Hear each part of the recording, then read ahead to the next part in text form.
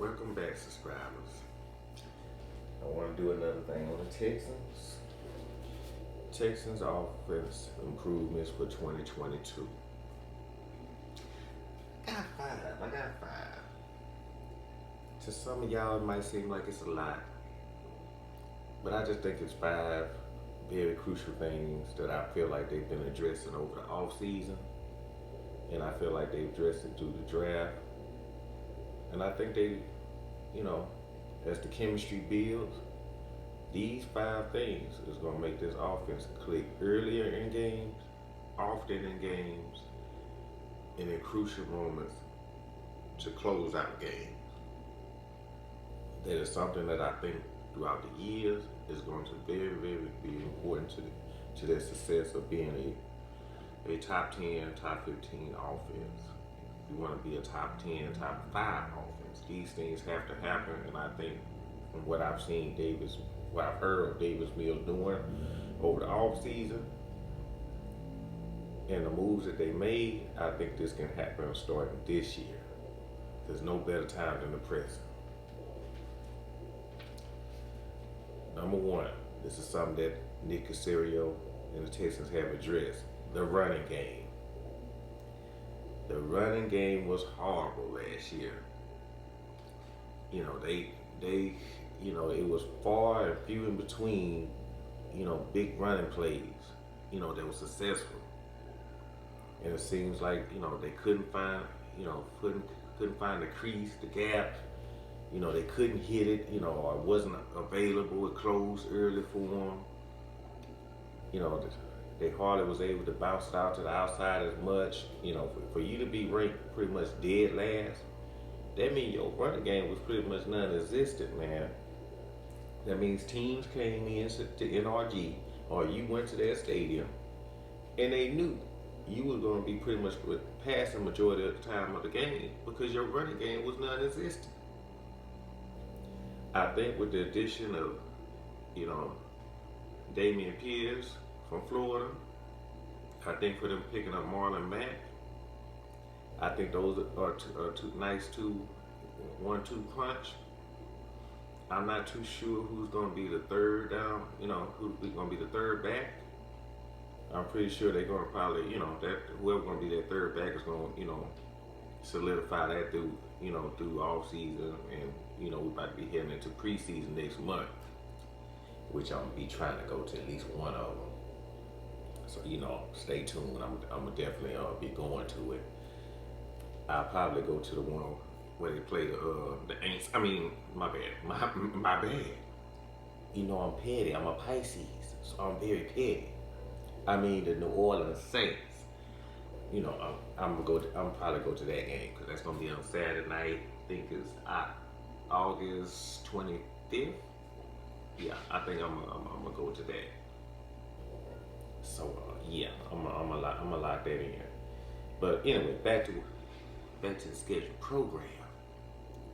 I think with Marlon Mack, I think with the rookie Damian Pierce from Florida, I think with them probably going to solidify who's going to be the third featured back. They probably get that make that decision official once they do their couple of preseason games. They have an idea, but they got to do a dress rehearsal, see who that's going to be. But most importantly, what I've said for years, and a lot of teams have did away with this part of the running game and blocking game, but you're starting to slowly but surely see a lot more teams put them back on the roster, which is a pure fullback.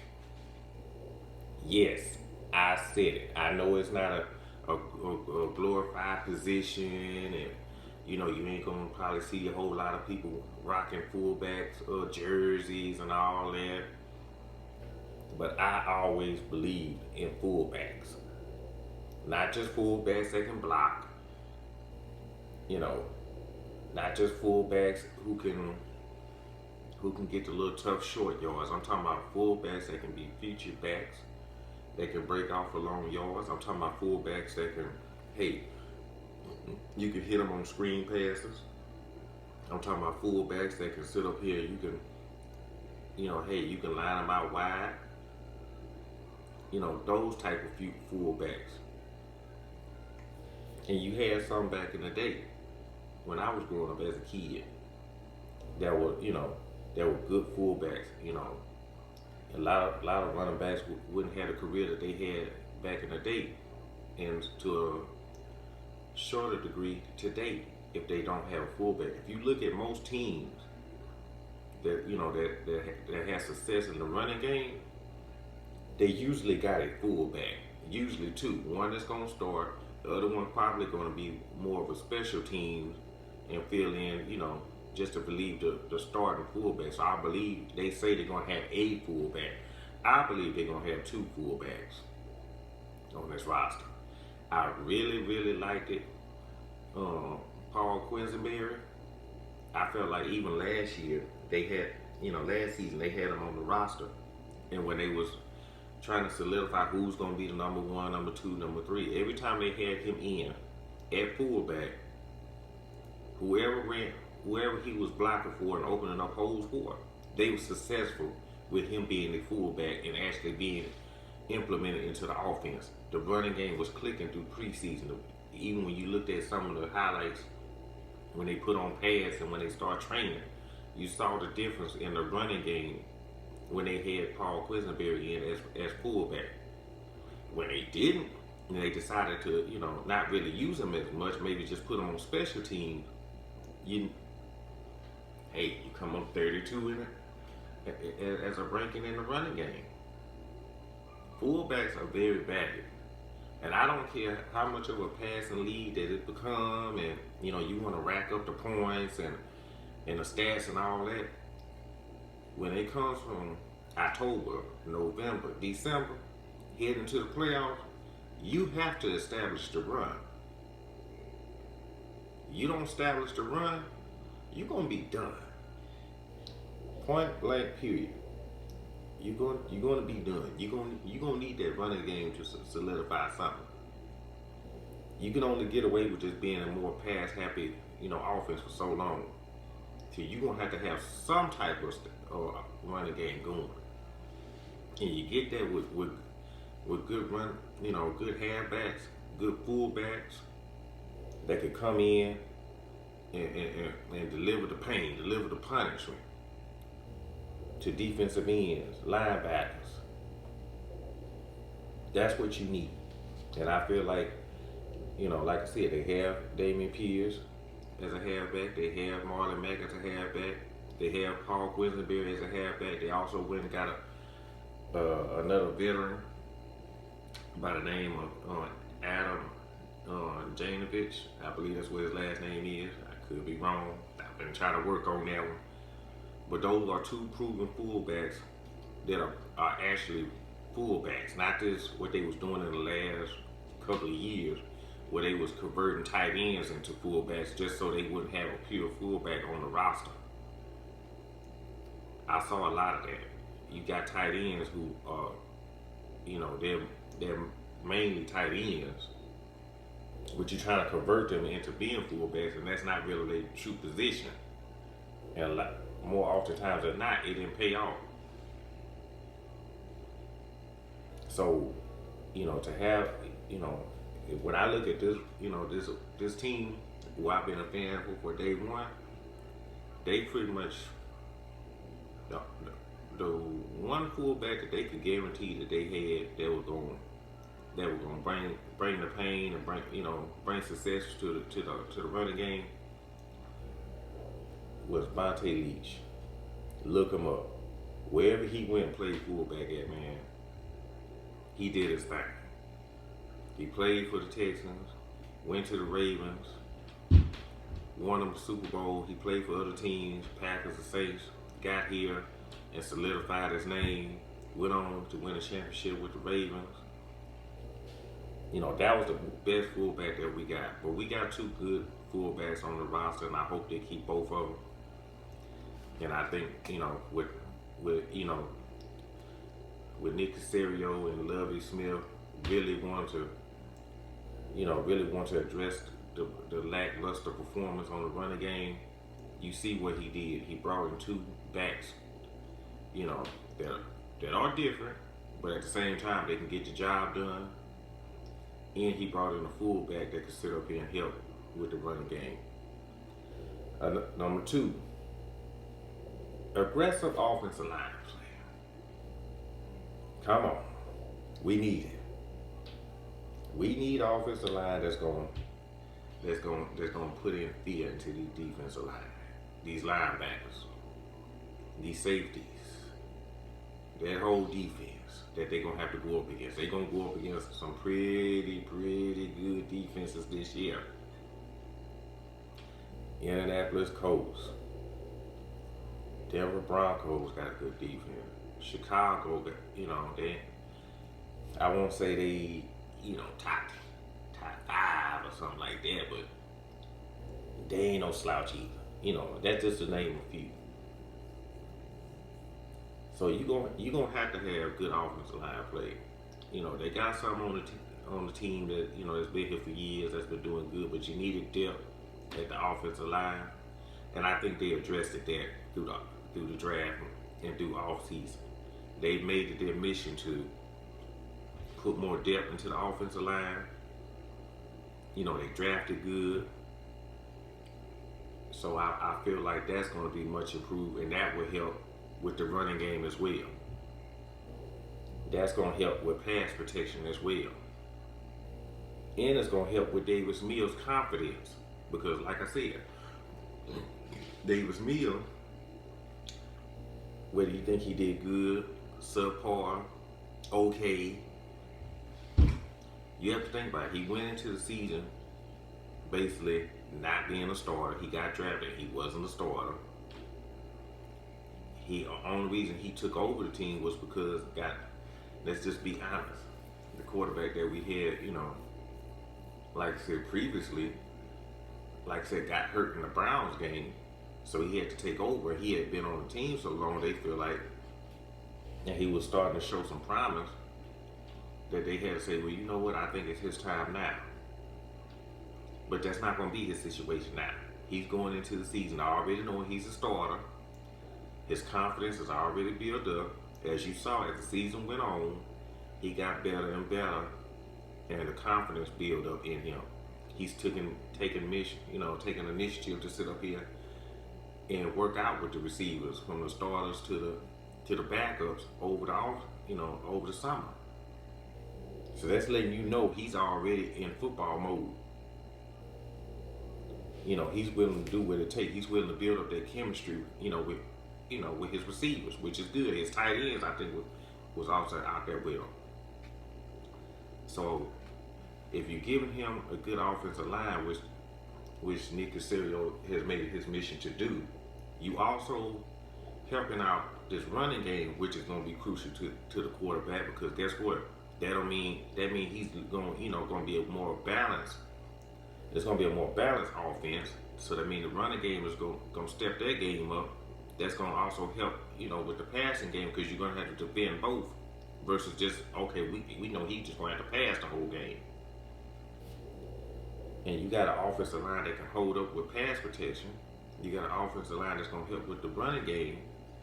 So now you got a more balanced offense for Davis Mills to be running in year 2.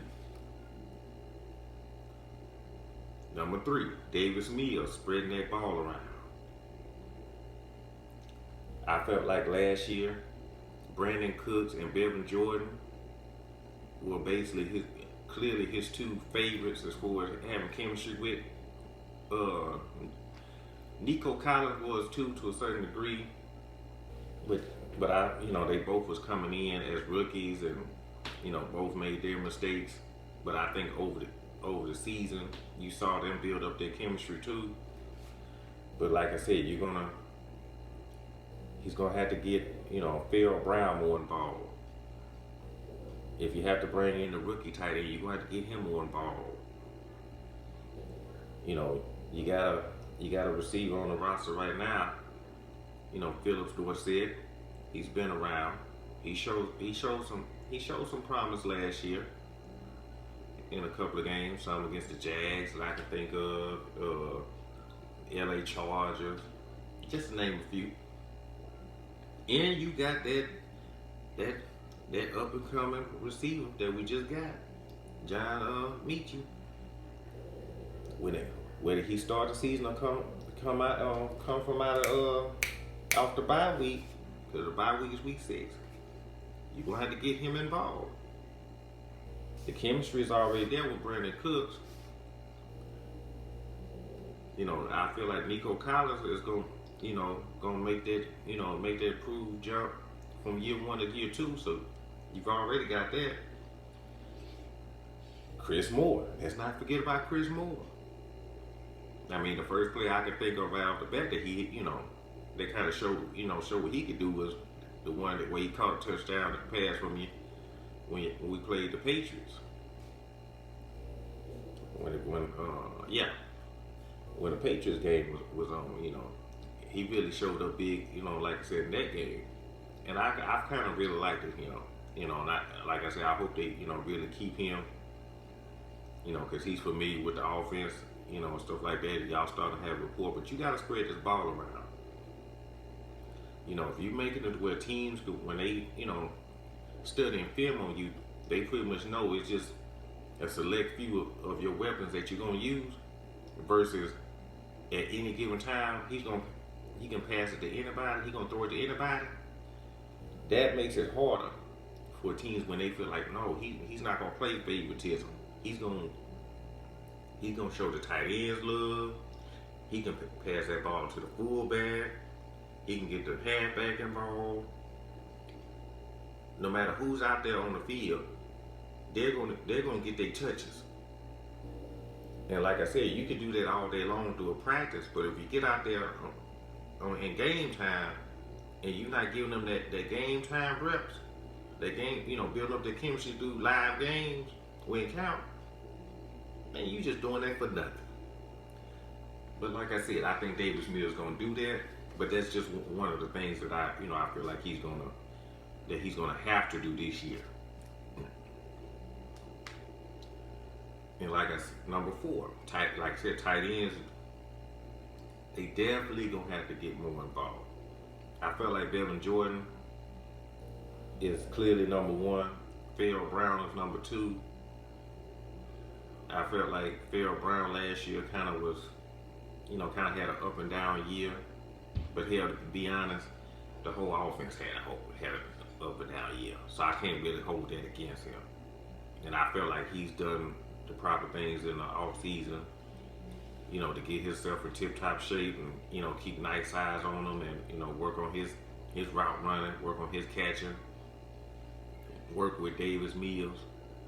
So you're gonna see him kind of get back to the year of putting up some numbers like he did the last year we had Deshaun Watson. But he's in the past. Davis Mills now. And like I said, he's building that chemistry with Davis Mills, and he's ready to, get back to doing what he do best. Because that boy can catch. I've seen a lot of plays, big plays from him where he sit up here.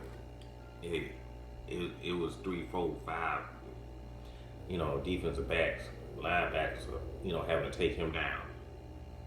So I look forward to that. Devin Jordan, he's clearly number 1. As the season went on, man, he got better and better.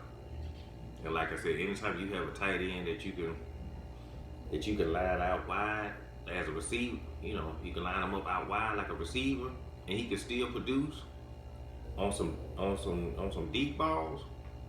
Yeah, he's gonna be clearly number 1. So I think with getting them more involved in the pass game, that's gonna help, get this offense going. And just aggressive play calling. We need some aggressive play calling. You don't have a quarterback that just like to dink and dunk, and you don't have don't have an arm on him. Don't have can't put the proper touch on the ball where it's just laying right into what I like the old school saying, just laying right into the bread basket. That boy got an arm on him. He can stand in the pocket, he can roll out of the pocket and throw good. And like I said, he could really get that ball deep. and he could be pinpoint accurate, like I said, on a more shorter route. You know, he could dink it done, but he can get it there real quick, and to the point where, you know, his receivers, his tight ends, his running backs can, you know, could do something after the catch. So I need more aggressive play calls. I think Lovie Smith would do that. I've, you know, seen him, you know, be successful running, you know, a team, being a head coach. So I think, you know, that's not going to be an issue like it was when we had David Culley. And I think that if you follow the Texans like I do and listen, you know, to when he's mic'd up or players mic'd up or listen to them talk to him, they're dialed in. They believe in him, and it's not like they just saying it because it's PR stunt. You know, they saying it because they believe in, and they truly believe in this coach and what he can bring to the defense, which he's already done, and what he can bring to the offense side of the ball. So you need aggressive play calling, and you need some no huddle plays, and not just doing it when you're already behind. When you're already behind in games, you know, you got to get this. You got to get these defenses gas early, and you got to put your foot on the neck and don't let up. Don't let up until it's over with. And I believe that's what the Houston Texans going to do this year. I know it's going to be a lot of doubters, and it's to be expected. There's been some talent on this team, and for you to go be one and done in the playoffs or not even make the playoffs, yeah, you're going to be the laughing stock of the NFL. But the moves that you made, I feel like this is going to be a bounce back year. So I'm really looking forward to this year and what they can do. And I won't be settling for anything less than being in the playoff and going deep in the playoffs. Not just getting in and, oh, we so happy to be here. Oh, we so happy we won the first game in the playoff this year. Then next game you sit up here and lose. Just like, not last year, but the year before that, I think that was when we played Kansas City. It was no reason for us not to beat Kansas City. You go up 21, 24 zip. Come on. We were supposed to upset them. But some crucial mistakes was made on offense that made the defense have to stay out there longer. They got tired. But that's in the past now. Those are my five things that I feel like need to happen this year to improve the offense for the Houston Texans in 2022. I hope for football fans that y'all appreciate, you know, my critique of the team. I'm gonna be honest, like I said. As you know, I'm gonna keep it real. I'm gonna say what they do good. I'm gonna say what they do bad. You know, I'm gonna constantly come back with these videos and what I feel like they're doing throughout the year, good and bad. Hopefully I'll be coming with more good stuff than what they did bad. Hopefully I'll be coming to you saying, hey, I told you we were gonna get us a playoff win. I told you we were gonna be making our way to the AFC Championship. I told you we were gonna be making that Super Bowl run. Hey, it can be done, man. It can be done. This concludes the video. And hey, take me a little break, and I'm gonna come back with some more content. One love.